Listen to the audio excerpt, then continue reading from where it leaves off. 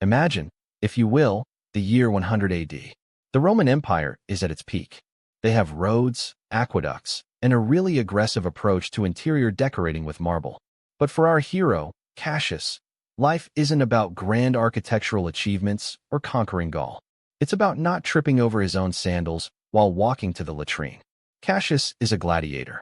Well, technically he's a gladiatorial janitor who got pushed into the arena because the actual gladiator, Brutus the Bone Crusher, decided that a stray cat was a better career path than fighting for his life. Cassius is, to put it mildly, a walking disaster zone. His helmet is so large that he spends 90% of his day looking at the inside of his own nose, and his sword handling skills have been described by critics as tactically suicidal. He doesn't want to conquer, he doesn't want glory, he just wants to survive until dinner without accidentally stabbing himself in the kneecap. We're talking about a guy who once managed to trip over a flat surface, the Colosseum floor, while standing perfectly still. But today, the fates have decided that Cassius is going to face the ultimate challenge. He's about to be thrust into the spotlight, and he's absolutely terrified. Cassius wasn't born in the arena. He was a humble goat herder from the outskirts of Pompeii, who somehow ended up in Rome after a very confusing bet involving a jar of fermented fish sauce and a runaway chariot. He was bought by a lanista who was colorblind and thought he was purchasing a lion. When the lanista realized his mistake, he decided it was cheaper to keep Cassius than to pay for his return trip. So, Cassius spent 6 months in a cramped cell, learning the art of combat. By art, I mean he learned how to dodge heavy wooden training swords by crying loudly until the trainer got uncomfortable and stopped hitting him. Roman gladiators were actually celebrities. They had fan clubs. Their blood was sold as a beauty tonic.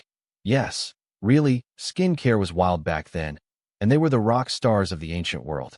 Cassius, meanwhile, was the guy people watched just to see if he'd fall into the pit during the opening ceremony. He didn't have the strength of a Herculean warrior, the tactical genius of a commander, or the basic motor skills of a toddler. He was just a man with a very loose belt and a dream of eventually becoming a professional goat herder again. It was a bleak existence, and the crowd in Rome? They were bloodthirsty. They didn't want goats. They wanted carnage, drama, and someone to lose a limb for their weekend entertainment. The training camp was a purgatory of calluses and bad smells. Cassius lived alongside men who ate iron filings for breakfast and sharpened their swords on their own teeth. His roommate, a towering Goth named Hrothgar, often tried to give Cassius tips.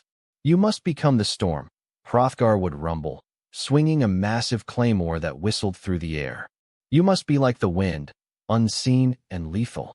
Cassius would nod, try to emulate the stance, and immediately become the storm by knocking over a rack of javelins, which caused a chain reaction that resulted in a wooden crate falling on his head.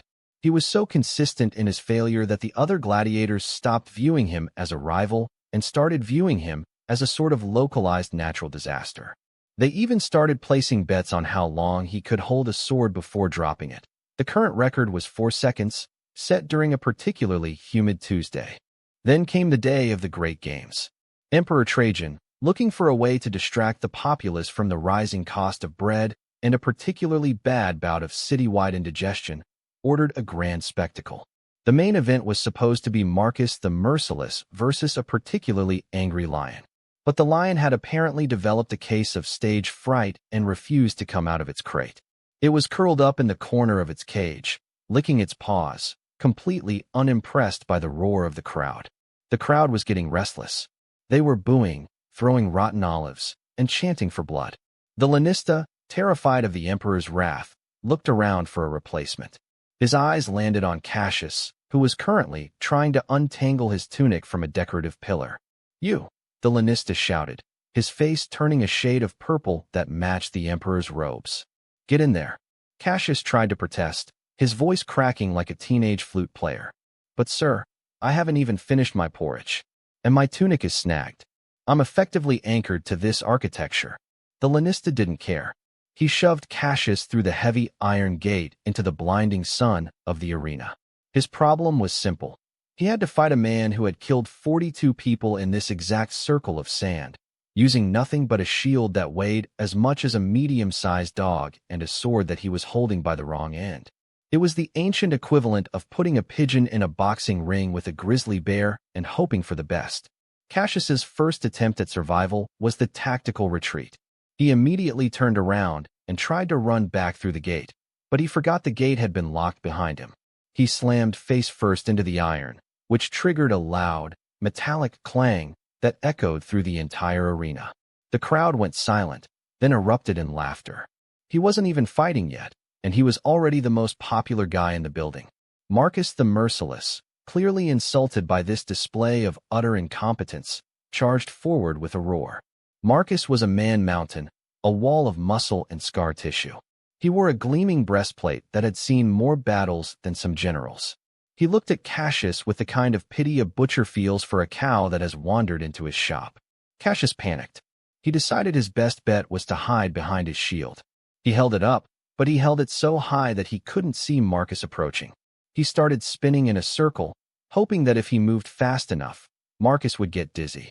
It was a bold strategy, if by bold, you mean embarrassingly ineffective. He tripped over his own sandals, again, and performed an accidental somersault that landed him directly between Marcus's legs. Marcus, confused by this unconventional maneuver, paused, which gave Cassius the perfect opening to accidentally kick Marcus in the shin. Marcus howled in pain, not because the kick was strong, but because he'd just stubbed his toe on the edge of the arena sandrake that Cassius had clumsily knocked over 3 seconds prior. Now, here's where history gets weird. As Marcus stumbled backward, clutching his foot and swearing in a mix of Latin and ancient curse words, he lost his balance. He tripped over the same sandrake. But wait, there's more. As he fell, he collided with a stone pillar that was meant to be a prop for the next fight. The impact caused the pillar to topple over, creating a massive dust cloud that obscured the entire arena. The crowd went wild, assuming this was some kind of elaborate performance art. They stood up, cheering for the dust devil of the arena. Inside the dust cloud, Cassius was panicking, swinging his sword wildly in every direction. He managed to hit exactly nothing, except for a rogue water skin that had been left behind by a stagehand. The water skin burst, drenching the ground in water and making it incredibly slippery.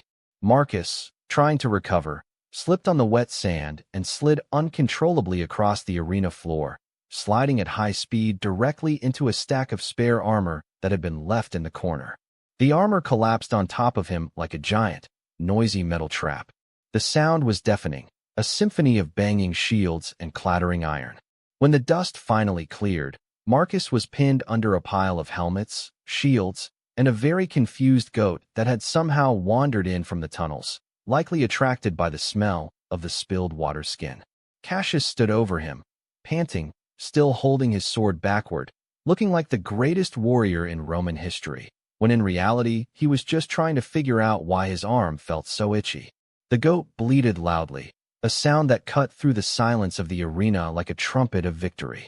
The crowd, interpreting this as a masterful tactical dismantling of the champion, roared with approval. They loved the underdog. They loved the absurdity. They were convinced that Cassius had planned the whole thing.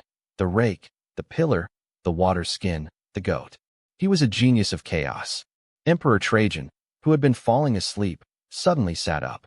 He looked at the wreckage, Marcus buried under metal, a goat bleeding in the background, and Cassius standing there looking confused and covered in dust. The emperor squinted, stroked his beard, and decided that he didn't want to look like he didn't understand the strategy being displayed. It was a political maneuver. If the commoners thought the gladiator was a genius, the emperor had to agree. He slowly gave a thumbs up, which was instantly echoed by the entire Colosseum. Cassius had won. He didn't kill anyone. He didn't show off any combat prowess. He just survived by being so monumentally incompetent that he broke the physics of the arena. He was showered with gold coins, flowers, and the adoration of 50,000 Romans.